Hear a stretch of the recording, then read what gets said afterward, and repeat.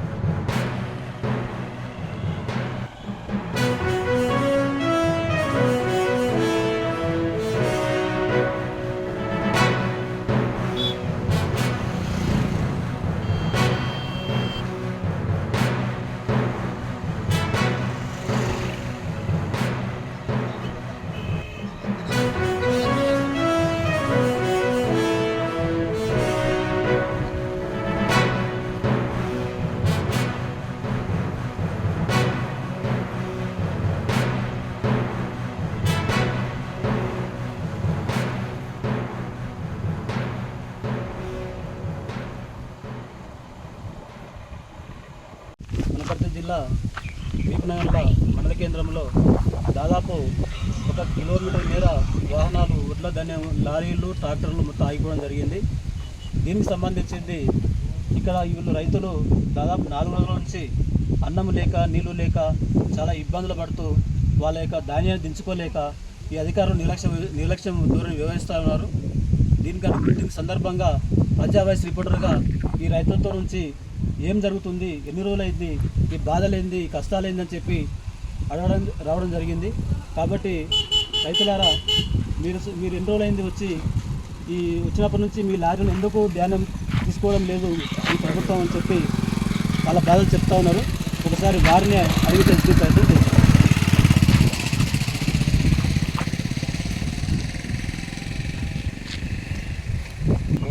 హమాలి లేక ఒక 30 మంది అన్నారు, 15 మంది వచ్చిండ్రు. దాంతోపాటుగా ఎవరు మన మియాపూర్ వాళ్ళు వస్తే మళ్ళీ తిరిగా ఇంటికి పంపించడం జరిగింది. డిపార్ట్మెంట్ నుంచి మేము తొందరగా దింపుకోవాలని కోరుతున్నాం. అసలు సౌకర్యమే లేదు అక్కడ, ఎలాంటి ప్రాబ్లం కూడా లేదు. మనిషికి సాగు బతుకుల మధ్యలోనే ఉంది, నీళ్ళు లేవు, పాడు లేదు, అలా కరెంటు కూడా లేదు అక్కడ. మీరు వచ్చే రోజులు 4 రోజులు వేయాలంటే కొంచెం తొందరగా తెచ్చుకున్నాలే. వానగిన వచ్చినా నానిపోతాయి, మళ్ళీ నానిపోయిన తర్వాత మేము నానిపోయినాయి మాకు వద్దంటే మేము పర్చేస్ చేయాలి. అదే కదా, కొంచెం తొందరగా సహకారం చేయాలని మేము కోరుకుంటున్నాం. అంతా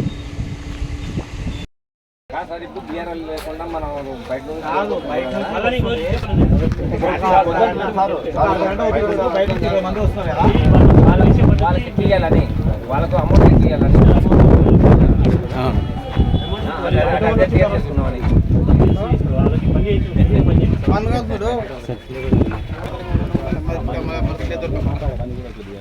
స్టేట్ వేర్ హౌస్ సంబంధించిన గోడౌను వీపనగర్లో ఏర్పాటు చేయడం జరిగింది. ఇక్కడ హమాలీస్ ఎర్లీగా రావట్లేదని వాళ్ళు వేరే ఊరు నుంచి బీహారీ హమాలీస్ అక్కడ వంట చేసుకొని రావడం జరుగుతుంది. అది దానివల్ల కొంత డిలే అనేది అనిపిస్తుంది.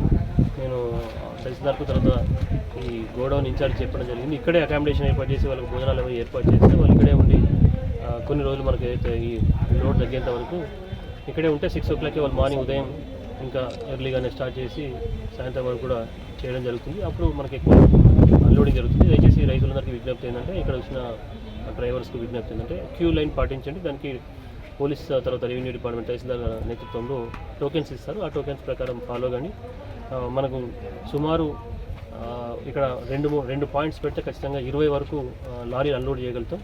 సో 20 అన్లోడ్ చేయగలిగినప్పుడు మనకు ఇక్కడ ఒక లారీ ఈజ్ ఈక్వల్ టు ఒక 6 ట్రాక్టర్లకు సమానం అవుతుంది. కాబట్టి సో 6 ట్రాక్టర్లు మనం 66 ట్రాక్టర్లు ఉన్నాయి. సో 11 లారీల సుమారు 11-12 లారీల కెపాసిటీ ఉండొచ్చు. సో 11-12 లారీ ఒక రోజులో చేయగలుగుతాం.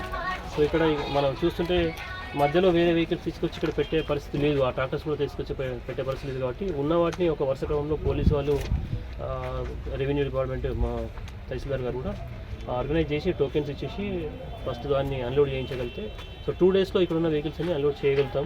సో అది చెప్పడం జరిగింది సెంటర్ ఇన్ఛార్జెస్ కూడా. సో ఈ 2 డేస్లో కొంత ఓపిక పట్టండి, నంబరింగ్ ఇచ్చేసి ఇంకా 20 మంది లేబర్ వస్తున్నారని చెప్పేసి మన సెంటర్ ఇన్ఛార్జ్ చెప్పడం జరిగింది. ఉన్నారా సెంటర్ ఇన్ఛార్జ్? సో 20 వాళ్ళు కూడా వస్తే మనకు ఆల్రెడీ ఇప్పుడు 12 మంది ఉన్నారు, సుమారు 10-12 మెంబర్స్ ఉన్నారు. 30 మెంబర్స్ అంటే టూ పాయింట్స్ కానీ 3 పాయింట్స్ కానీ పెట్టి ఈజీగా అన్లోడ్ చేయడానికి అవకాశం ఉంటుంది. సో ఇక్కడున్న వాళ్ళకి పేమెంట్స్ ఏ విధంగా వేయాలనేది వాళ్ళ కాంట్రాక్టర్ చూసుకుంటారు పేమెంట్ చేయడం. సో బయట లేబర్ అనేది ఒకవేళ వస్తే వాళ్ళు ఏ విధంగా అయితే టెక్నికల్గా వాటిని పేర్చగలుగుతారు, సంచిని ఆ విధంగా పేర్చగలిగితే వాళ్ళకు కూడా అవకాశం ఇస్తారు, తర్వాత వాళ్ళు కూడా పేమెంట్స్ ఇవ్వడం జరుగుతుంది. సో ఇక్కడ ఇబ్బంది లేకుండా తహసీల్దార్ పోలీస్ డిపార్ట్మెంట్ కొంత ఇక్కడ ఉన్న రైతులు కావచ్చు లేకుంటే డ్రైవర్స్ కావచ్చు కొంత కోఆపరేట్ చేస్తే 2 డేస్లో మనం ఇవన్నీ కూడా అన్లోడ్ చేయించగలుగుతాం.